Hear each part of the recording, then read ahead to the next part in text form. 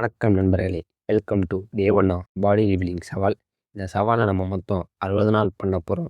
இந்த சவாலுக்கோசரம் காலையில் 6 மணிக்கெலாம் ஏஞ்சிட்டு, படுத்த போர்வையெல்லாம் மடித்து வச்சுட்டு, பல்லை நல்லா சுத்தமாக தேய்ச்சிட்டு, ஒரு செம்பு தண்ணியை முடக்கு முடக்குன்னு குடிச்சிட்டு, ஸ்ட்ரெச்சிங்கெல்லாம் போட்டுட்டு, ஒர்க் அவுட்டுக்கு தேவையான வெயிட்டெல்லாம் மாட்டிக்கின்னு, ஒய்டு கர்ல்ஸில் 3 ரெப்பு, க்ளோஸ் கிரிப் கர்ல்ஸில் 3 ரெப்பு, சிபி ஹாமர் கர்ல்ஸில் 3 ரெப்பு, டம்பல் கர்ல்ஸில் 3 ரெப்பு, நார்மல் ஹாமர் கர்ல்ஸில் 3 ரெப்பு.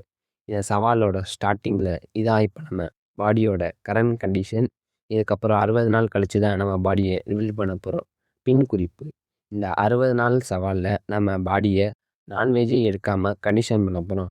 பிறகு பைசப்ஸ் ஒர்க் அவுட்டை போட்டுட்டு, ஃபோர் ஆர்ம்ஸ்க்கு front forearms, back forearms ரெண்டுத்துக்கும் தேவையான ஒர்க் அவுட்லாம் போட்டுட்டு வெளியே வந்தால் சூரிய பகவான் உதயமாயிட்டாரு. அதுக்கப்புறம் என்ன, காலேஜுக்கு கிளம்ப வேண்டியது தான். காலையில் புதத்துக்கு ஓட் மீல்ஸ் சாப்பிட்ற நேரத்தில் டைம் போனதே தெரில. காலேஜுக்கு காடியை தட்டின்னு அவசரமாக கிளம்பிட்டேன்.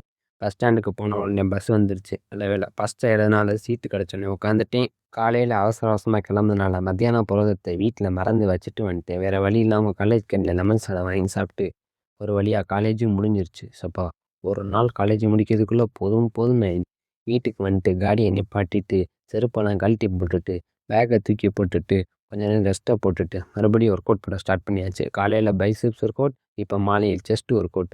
லோயர், அப்பர், மிடில் 3த்துக்கும் போட்டுட்டு டேடியோட காடியை தட்டின்னு சிவன் கோயிலுக்கு போயிட்டு சாமி கும்பிட்டு திரும்ப வீட்டுக்கு வந்து இரவு புரதத்துக்கு அவிச்ச பயரும் 3 சப்பாத்தியும் சாப்பிட்டுட்டு நாளைக்கு தேவையான புரதத்தெல்லாம் ரெடி பண்ணிவிட்டு ஒரு மீன் எண்ணெயை போட்டுட்டு டே 1 சவாலை வெற்றிகரமாக முடிச்சாச்சு. நன்றி.